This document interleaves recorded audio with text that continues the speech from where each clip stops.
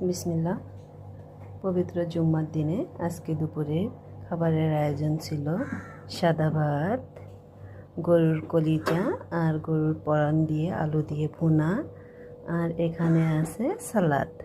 সালাদটা আমি সুন্দর করে সাজিয়েছি। এগুলোই ছিল আজকে দুপুরের আয়োজন। আপনাদের সবার আমন্ত্রণ। আল্লাহ হাফেজ। বিসমিল্লাহ। পবিত্র জুম্মার দিনে আজকে দুপুরে খাবারের আয়োজন ছিল সাদা ভাত, গরুর কলিজা আর গরুর পরাণ দিয়ে আলু দিয়ে ভুনা, আর এখানে আছে সালাদ। সালাদটা আমি সুন্দর করে সাজিয়েছি। এগুলোই ছিল আজকে দুপুরের আয়োজন। আপনাদের সবার আমন্ত্রণ।